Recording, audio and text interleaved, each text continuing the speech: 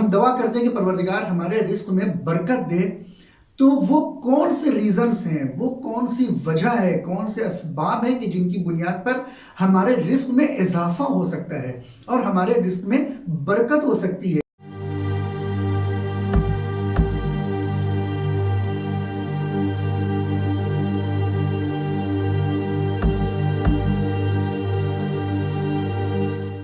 بسم اللہ الرحمن الرحیم، السلام علیکم ورحمۃ اللہ وبرکاتہ۔ ناظرین کیسے ہیں آپ؟ ناظرین ہماری گفتگو چل رہی تھی رزق کے سلسلے میں کہ پروردگار ہماری زندگی میں جو رزق ہمیں دے رہا ہے اس میں برکت عنایت فرما۔ برکت کے معنی، برکت کی میننگ آپ کے سامنے بیان کر دی گئی تھی۔ اب ہمیں یہ دیکھنا ہے کہ جو ہم دعا کرتے ہیں کہ پروردگار ہمارے رزق میں برکت دے، تو وہ کون سے ریزنز ہیں، وہ کون سی وجہ ہے، کون سے اسباب ہیں کہ جن کی بنیاد پر ہمارے رزق میں اضافہ ہو سکتا ہے اور ہمارے رزق میں برکت ہو سکتی ہے، کیسے، آخر کن وجوہات کی بنیاد پر۔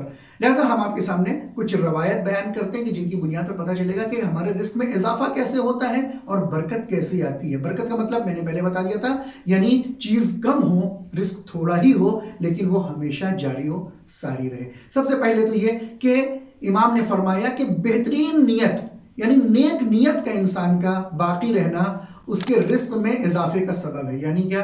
یعنی یہ کہ ہمیں اپنی نیت کو پاک، خالص اور صاف رکھنا چاہیے۔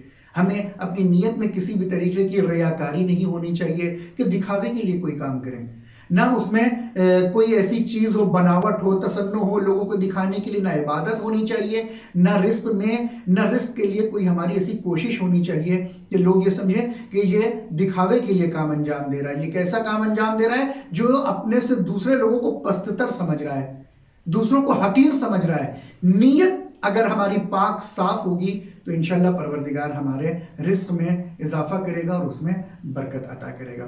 کسی طریقے سے دوسری روایت ہے کہ جہاں امام ارشاد فرماتے ہیں کہ دیکھو اگر تم چاہتے ہو کہ رزق میں تمہارے اضافہ ہو تو تمہیں بہترین اخلاق اپنانا پڑے گا۔ جب تم بہترین اخلاق اپناؤ گے تو پروردگار تمہارے رزق میں اضافہ بھی کرے گا اور اس میں برکت بھی کرے گا، وہ کنٹینیو رہے گا ہمیشہ، چاہے وہ تھوڑا سا ہی کیوں نہ ہو۔ لیکن میں نے بتایا تھا کہ رزق تھوڑا ہی ہو، دعا یہ کرنی چاہیے کہ ہمیشہ اس میں برکت پروردگار عالم کی طرف سے شامل حال رہے۔ اسی طریقے سے بہت ساری اور چیزیں، مثلا امام فرماتے ہیں کہ جب تم گفتار کرو، بات کرو تو اس میں خوش رفتاری رہے، یعنی خوش اخلاقی رہے۔ یعنی کیا؟ مثلا ہم کسی سے گفتگو کر رہے ہیں تو ہم کسی کا دل نہ دکھائیں، کسی کو اذیت نہ پہنچائیں، کسی کو پریشان نہ کریں، اس کا دل نہ دکھائیں۔ اور جب بھی کوئی ایسا کلام کریں کہ جس سے اگر سامنے والے کو اذیت ہو رہی ہو، پریشان ہو رہا ہو، تو ہمیں اس سے معذرت کرنی چاہیے۔ جب یہ کام ہم کر لیں گے تو یقین جانیے کہ امام علیہ السلام نے فرمایا ہے کہ جب تمہارا کلام، تمہاری باتیں لوگوں کو اچھی لگیں گی تو پروردگار تمہارے رزق میں اضافہ کرے گا۔ ایسا کوشش ہونی چاہیے کہ ہماری نیت بھی اچھی ہو، ہمارا اخلاق اچھا ہو اور ہماری گفتار یعنی ہمارا کلام بھی اچھا ہو، تاکہ پروردگار ہمارے رزق میں اضافہ کرے۔ انشاءاللہ ملتے ہیں اپنے تیسرے پارٹ میں نیکسٹ ویک، تب تک کے لیے خدا حافظ، فی امان اللہ۔